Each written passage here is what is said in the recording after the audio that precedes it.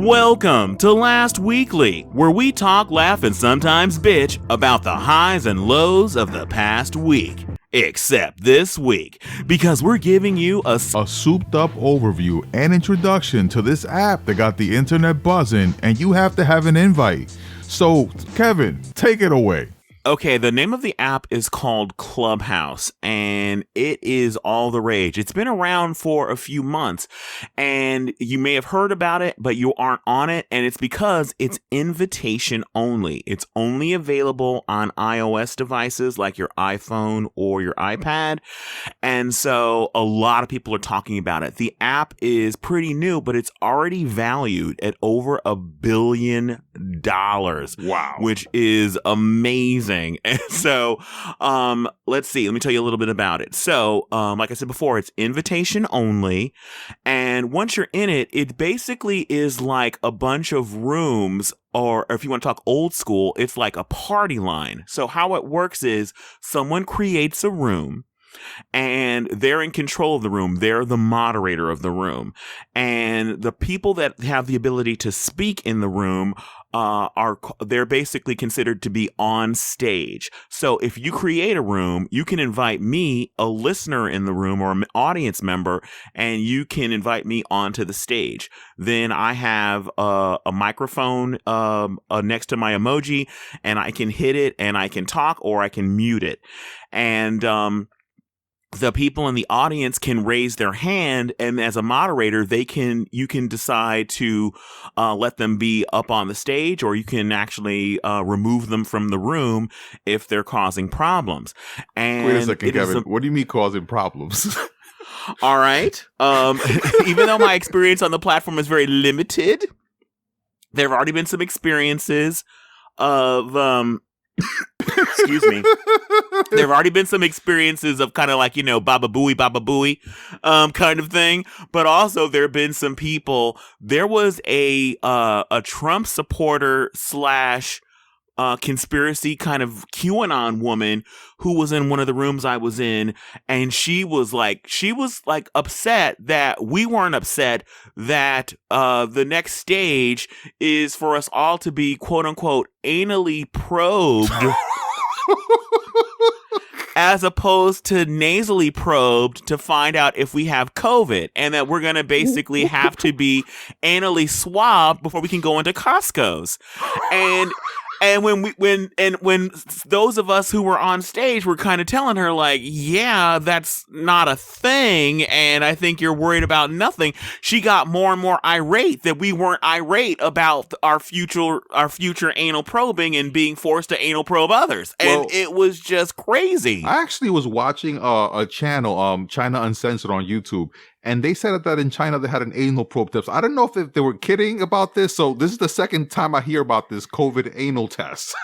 And so the crazy thing, I actually said to her, I said, well, we can't get people to wear face masks to go into Costco. You think people are going to bend over to be anally probed to go buy things in bulk at Costco? I don't think that that's going to happen. And she basically was thinking that we were all sheeple, that, next week we'll all be bending over to get into, the funny thing is, I'm not exactly sure how much I might be willing to do to get into Trader Joe's. So she had me second guessing myself. I'm like, I don't know. I love that orange chicken. I do love it. So that's what the button is for. Okay. Yeah, so that's why you have the ability to boot people out, because sometimes it can get a little weird. But what's amazing is the variety of kinds of people that you can encounter. Yes, some weirdos, but I have met some incredible people, some incredible authors. There are people like Tiffany Haddish, Elon Musk, who I'm not a fan of, but was on the platform and held court in a room with 5,000 people. It was the maximum room size is 5,000 people, and they had to create spillover rooms where they were just broadcasting broadcasting what was happening in the room that Elon Musk was in. Also, there was Jeff Zuckerberg was in a room just last night at the time of this recording, and people were losing it. So it's the proximity that you as a regular person, it's kind of like, you know how on Twitter you can connect with people that are famous and you're all in the same kind of ecosphere, but it's even closer to be able to hear their voice and then potentially actually talk to them in real time is pretty amazing. I was talking with a Disney Imagineer. For someone like me, that is insane. What? So yes. So when you say people are in the room, it's like you're saying like they're listeners to, like, you're basically, one person has the mic, is on stage, and they're basically talking or whatever subject, and then people can be called on, like, to ask questions, or like, how's the interaction work?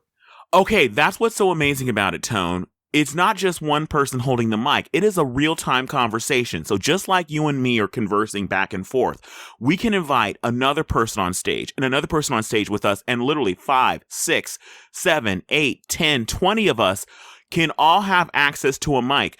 Now, what we try to do to not overtalk is you hit mute when you're not actively talking and you're just listening, but you can at any time like interject and you can hit your button like, hey, Tone, I think you're kind of, your whole comment about the anal probing seems a little off to me. You can jump in at any time and start conversing back. About the only people that can interact live as far as talking are people on stage. So there are people that are in the audience that can't say anything. They're just listening. But what they can do is raise their hand. And then the people who are moderators, you can have more than one moderator. There's a person who creates a room. They are the moderator. And then they can select other moderators. And so they're the ones controlling the room, bringing people on stage, taking people off stage once they get into anal probing or start talking about it anyway. They can be, you're free to be into anal probing on the app, but it's frowned upon to talk about it in a room about podcasting or some other subject. If you're talking about gardening and somebody starts talking about anal probing, they may be asked to leave. Appropriately. Now, so these rooms, they remain open as long as there's a moderator in them. So these are basically like one-time events. So it's not like the room just remains open indefinitely. No, it doesn't. You're right. It stays open as long as there's a moderator. But what's amazing is this. Some people have had like these marathon rooms. Elon Musk, there were people that had rooms before Elon Musk was even on the platform.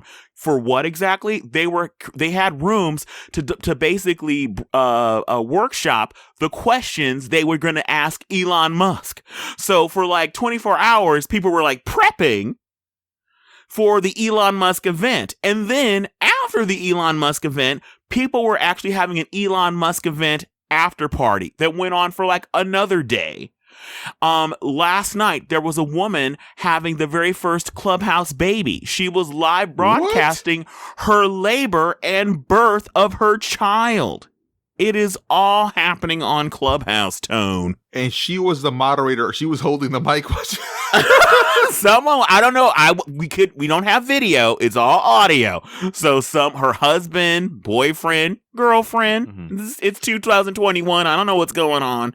But anyway, somebody was holding the mic and she was live broadcasting the birth of her child. And she was deeming it to be the very first Clubhouse baby. Wow. And are these recordings, or no, this is just live? No, that's one of the things. They're all live events. There is no in-app recording. Now, you can record a room, but you have to label it in the heading, because each room has a description, which is how people decide if they want to come into the room or not. Like if you see, Elon Musk, and you're one of the people that have drank the Kool-Aid and believe this man is a genius and not a lunatic. But anyway, then you would click on it by reading the description. But you can add, this room is being recorded. And for those of you who are longtime listeners of Last Weekly, one of the friends to the show and sometime contributor, Chitachi Egwu, she has another show called Mediascope. She had her very first live event on Clubhouse where people could actually be a part of the Mediascope show where you Mhm. could actually be in the room and communicate with Tachi and myself. So I was a part of the room, and we were talking to Tachi as she was going through her the different stories of that particular week, and it was really fun. So this is 24 hours then, right? So as long as Oh, people it get is on there. 24/7. Oh my God. I have gotten like 5 minutes sleep since since Clubhouse has taken a hold of my heart. Wow. Sounds really addictive. It is addictive and scary. So it's the funny thing is I want to invite people, but I'm kind of afraid the people that I have invited, I've warned them that, this may get under your skin and you may spend an unreasonable amount of time here. Wow. And so how many invites does a person get?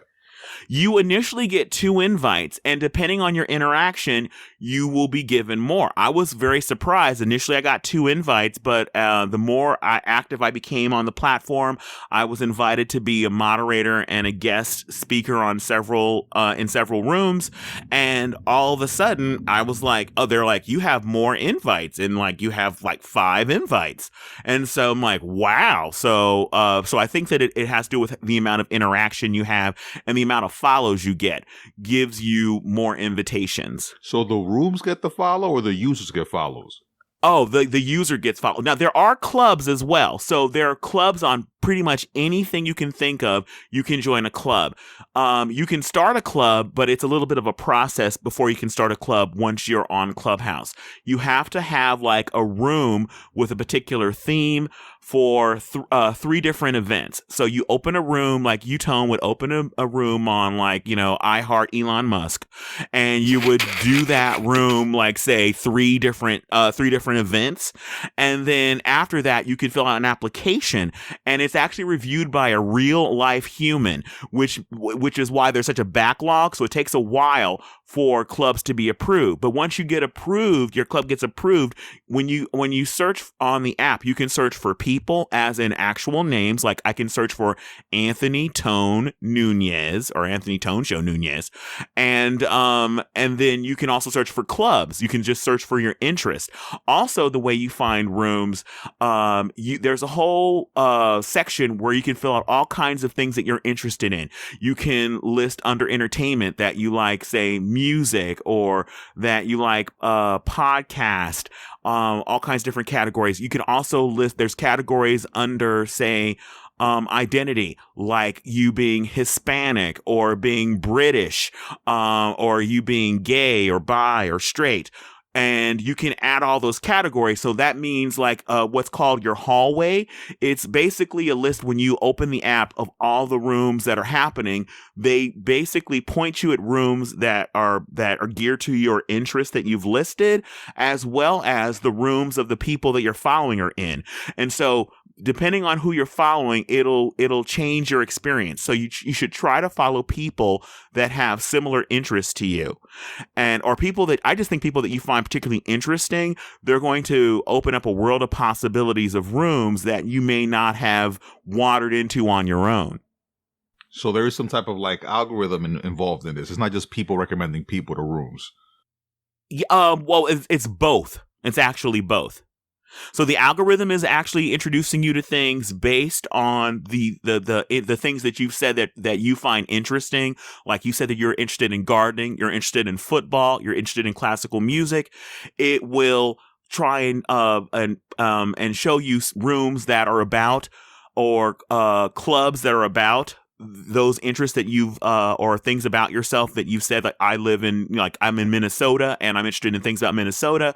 It'll basically point you towards rooms like that. But when you start to follow people whose interest is classical music, and you're following them and they follow you back, then when they're in a room on like classical music, you will see that room will appear as one of your options to go into. So it's tailored by the algorithm as well as who you're choosing to follow. I think it's so crazy that this whole thing has by the description you just gave, 5,000 people in a room. This thing started with a handful of people giving out invites, and it just grew like a big chain letter.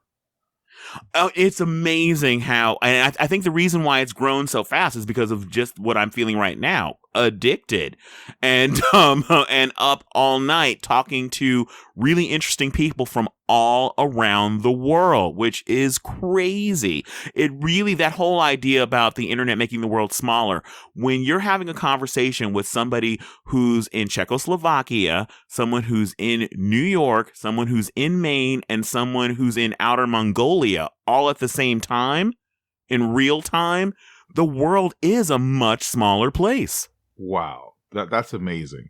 So this is not like catered to like podcasters. So anyone who's like not even a podcaster or any person of like a specific field could just be a wallflower and listen in on these rooms if they're invited. Absolutely. You can go into any room. Oh my God, there are rooms that are basically run or that are opened by like porn stars where they're basically discussing sex work. There was like a room like, Sex Workers Unite or whatever, where they're discussing, the trials and tribulations of, life in the I guess red light district or something.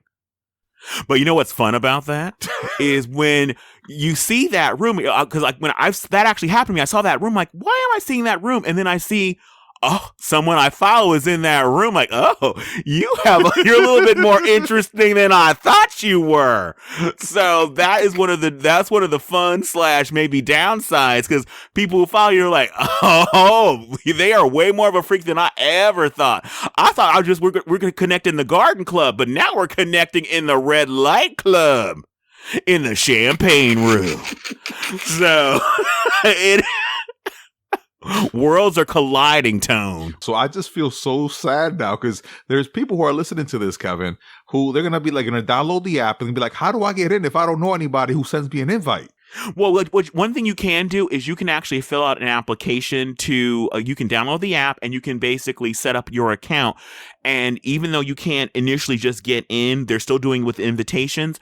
What will also happen is when people use the app and they choose to let the app see their contacts, then if you have applied, someone who knows you that already is on the app might get a notification. One of your friends would like to be a member of Clubhouse, and then you can choose to invite them. So you have that option. So that's something to do. If you're interested in the app, you can go ahead and fill out something, and basically save your spot and your name, because you have to have a phone number and you have to have like an iOS device, and you use your actual name. It's all about real names and real connections. So there's so you can't be like, tits and butts 37 on Clubhouse. Yeah, no, because it's connected to your phone and your actual identity is the idea.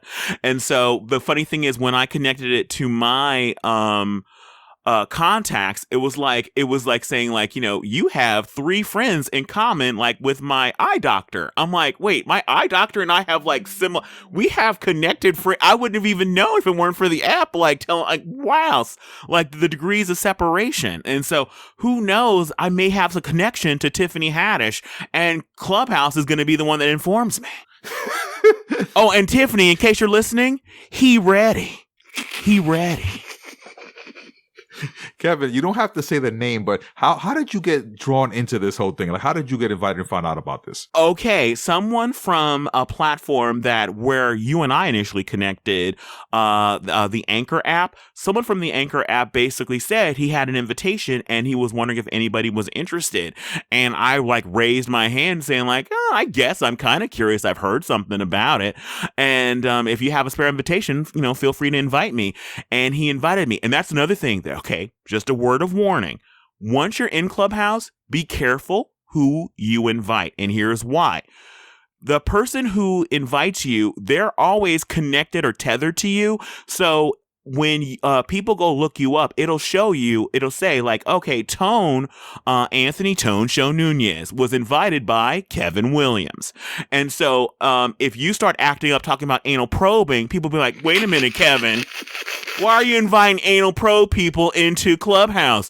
And Clubhouse can kick you and then kick me for bringing you and your anal probe talk onto the scene. Wait a second. So this thing, so the people you invite are a reflection of you on the app. Absolutely. So be careful who you invite. And so if a friend gets mad at you and then you invited into Clubhouse, they can basically ruin your rep by acting all kinds of fool. But they can someone who invited you revoke their invitation like a vampire? I don't think they can revoke your invitation. It's just the fact that they can reflect on you. And so apparently it has happened where someone has invited somebody who has gone around basically saying like, Hitler was cool, and they get kicked off, and then the person who brought them onto the platform was subsequently kicked off for bringing somebody on who was basically going around saying misogynistic or homophobic or hate-filled racist things. So that brings me to my next question, because we've seen Twitter and Facebook and all these other apps. They booted he whose name should not be mentioned, like Tachi would say. Shout out Tachi. Is there like some type of like censorship, or like there's some type of moderator? Like what type of conversations can be had? Because you did say adult business conversations are happening. So what type of conversations are happening? There are all kinds of conversations. There doesn't seem to be any kind of censorship when it comes to basically things being racy. Oh my God, there's like hookup rooms. There are all kinds of rooms with all kinds of incredibly racy and controversial discussions. I think the issue would be the obvious things. If you're going to be threatening to kill people, or you're saying super racist or homophobic things, you're being misogynistic and threatening people, you will be kicked from the app. People can complain, and they can call you out. They can see who it is. They can file a complaint, and if they get enough complaints saying that, like, yeah, a tone will not shut up about anal probing, and you will be kicked off the platform, and me stupidly for inviting you in the first place. So there's like a little flag next to the user's names, kind of like you can flag a tweet, like you can flag a Clubhouse room or something. You can basically say that you were in a room. You can file a report that says I was in a room and something happened, and you can report it. And so people have been reported. And or if you get kicked, there's things are being there's like a record of things, like just like I told you how before you can start a club, you have to start so many rooms before you can apply to have a club. There's all kinds of data that's been collected. So when you go to apply, they can actually see how many rooms you've created and the kind of engagement you've gotten, like how long the rooms have been open, how many people have joined the room, when they make the assessment if they're going to let you have that club. And so if you've gone into rooms and talked about, whatever, because I'm not going to use that term again, because this has been the most anal probed episode of Last Weekly ever. So if you're talking about something that people are upset by, and you keep getting kicked out, there's a record of the fact that you keep being booted out of rooms. And so when that comes along with people saying you were saying racist or misogynistic things, there's a record of, okay, this coincides with him being kicked out of these 3 rooms that day, and there are people reporting that this was said, and so with that, they can deem that you're going to be removed from the platform. Now, the platform was removing people. My question is, how is the platform monetizing? So is there some type of ads? Like, what do you think how do they make money on this app? Nothing there. It hasn't been monetized yet. Like I said before, it is now currently valued at $1 billion. That's going to be the real question, is how they can monetize it. The same question, remember, it used to be happening about Twitter back in the day, is how will they monetize Twitter? How will they monetize these rooms? This world? I have no idea how this could potentially happen, because you don't see ads anywhere on the app. Okay, because that's what I was imagining. Like, so let's say you're in a room and you bring someone up on stage, it says Pepsi above their head or something. I wouldn't be surprised if that ends up coming, because there's so many eyeballs there. I'm sure the powers that be, the Wall Street, and even Main Street wants to know, how can they get access to these eyeballs? Yeah, because at the end of the day, they have to monetize it. I'm assuming for longevity. So I'm curious. It'd be funny though if they do that. Like, people can buy avatars and they're like Sprite or Pepsi. Well, we talked about the idea that maybe there'll be a different tier where you could a paid tier of the platform. Like I said before, there's no recording in app, But what if there was a tier where you say you paid like $2 to $5 a month, then you might have the ability to record your rooms. And we thought it might be a really cool tool for podcasters to use to actually have more engagement with their audience in real time. And these people then in real time, so this would have to be like a once, not a once in life, but basically these have to be events that are pre-planned that people are invited to. These can be events. Okay, that's one thing that's literally that's one of the things that's so cool about it is you can actually have an impromptu room. You and I can decide right now, you know what, Tone? Why don't we talk about WandaVision right now and see if anybody joins us? And we can say WandaVision discussion, and then people can join us in real time. It can happen. Or we can plan, hey, you know what? Let's have a Baby Yoda after party and talk about the Mandalorian episode, and we can schedule it for the day after. So it can actually, people can add a scheduled event to their calendar and get a reminder from their calendar. Hey, Tone and Kevin are going to be talking about Baby Yoda next Friday. I want to remember to join. Wow. So. Oh, and by the way, this is not sponsored by Disney Plus, even though it seems like it is. Yeah, there are other shows that are on other streaming services. I don't know why I keep mentioning. I don't know. I don't think Disney Plus, Kevin, is down with the COVID anal test like we've mentioned so many times in this episode. Yeah, they're not happy about the juxtaposition, probably. Not a sponsor. But we'd love it if you were. We'd love it if you were. Or Coca Pepsi. I keep throwing that in there. Brought to you by Anal Swabs. Well, Kevin, where can people reach us if they want to hear us review other apps and talk about other apps and things of that nature? All right. We can't review every app, but we do want to talk about the apps and the anal probing you want us to talk about. So if there's an app or some other disturbing thing you'd like us to discuss, just let us know. You can reach out to us on Twitter or Instagram. We're at Last Weekly on both. For now, we may be banned for all of the anal talk.